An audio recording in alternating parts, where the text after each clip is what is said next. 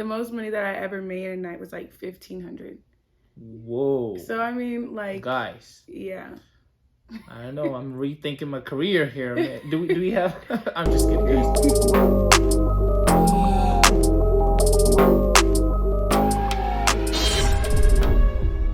2, 3. Hey, what's up, guys? Welcome back to the Talking Mic. Cheer! And today we're talking about what? The pros and cons of being an adult entertainer. That's right. And my beautiful lady right here is an adult entertainer, and we're going to dive into it. But before we start, I'll let her introduce herself. Hey everybody, it's Navy Baby. You can follow me on Instagram at Navy Baby, NAVI.BABI. Y'all heard. So we'll dive straight into it. So tell us about how you started, or like how you got into the adult entertainment industry. So, it's a kind of a long story, but you can break it down, summarize it. So I never really thought that I was going to be a dancer. Like, I always make jokes about it, but I was never really serious about it. And then throwback to my freshman year of college. This is 2019.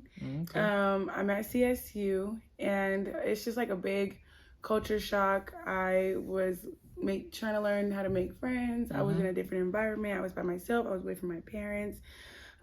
So I was kind of just like stagnant for a minute, really not doing much. And I was like, you know what?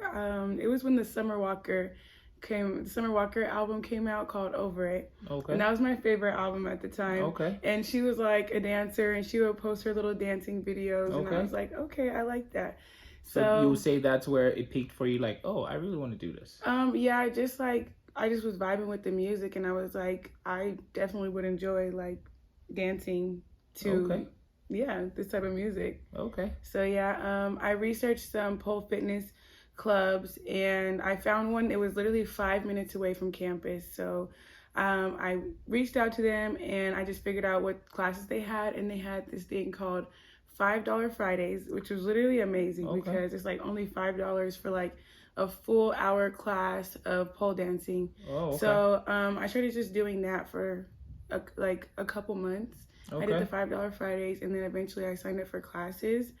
And then that stopped like when the pandemic hit because we had to move home. So I moved home with my parents, and I was like, oh no, like, you told your parents about being an adult entertainer? Or? No, so they didn't know that they didn't know I was practicing pole, and they didn't know I hadn't been an adult entertainer at that point yet. Okay. So like during the pandemic, I had moved out of my parents' house because I was like, I can't do that. And the first thing that I did was get a pole, and that was really important to me. I don't know why. It's because like I had developed this really good relationship with pole fitness, and yeah, it was really therapeutic.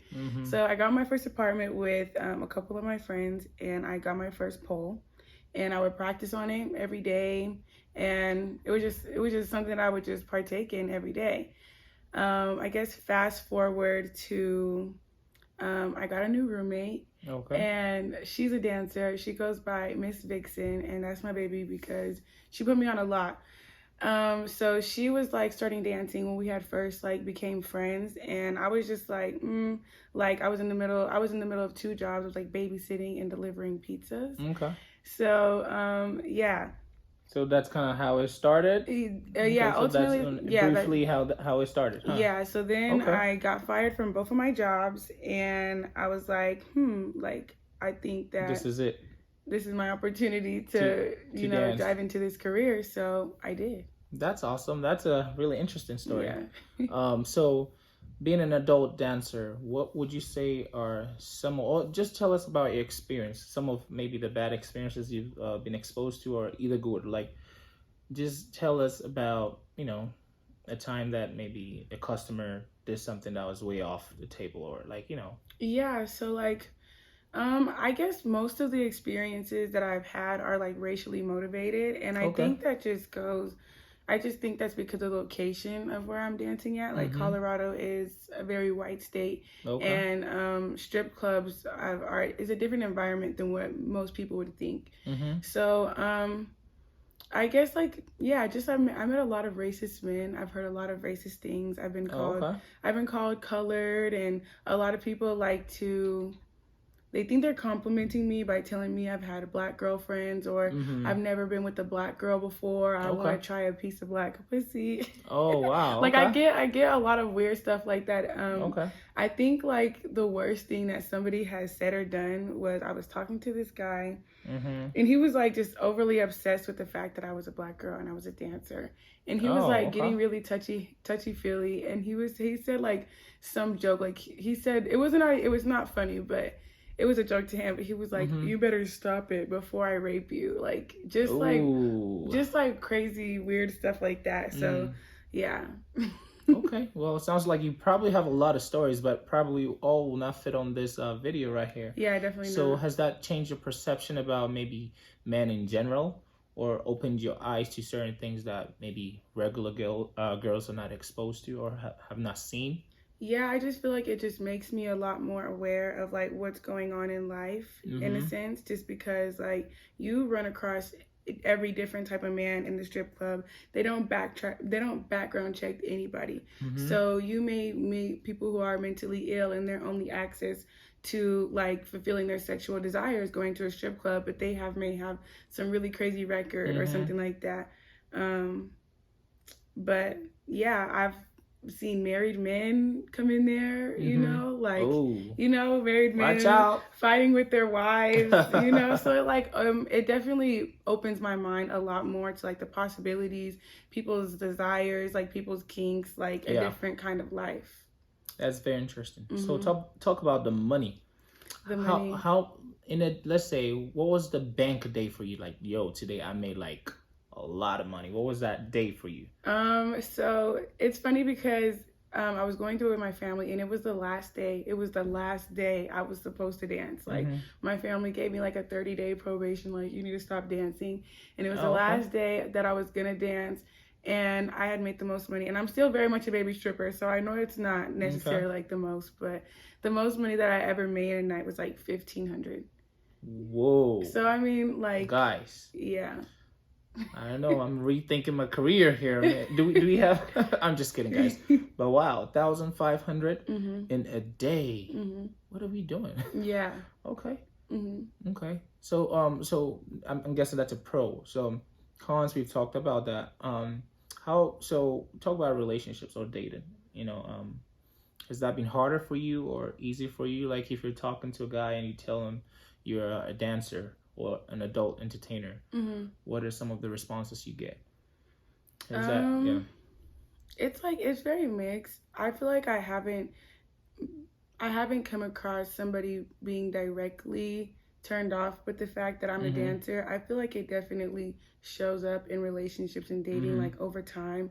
Like they may just be like uncomfortable over time and they don't talk about it, Mm-hmm. but at first they're like kind of supportive.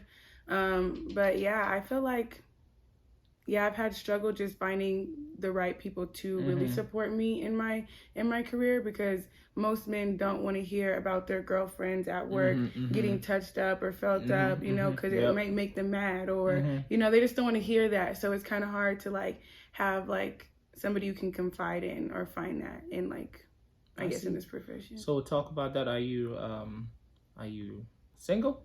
Yeah, I'm super single. Guys, she is single. Slide in her DM. Let's go. Super Let's single. go. Only the respectful You know, ones. if you like to, if you're interested in adult, dating an adult entertainer, she's right here. What else was I gonna ask you?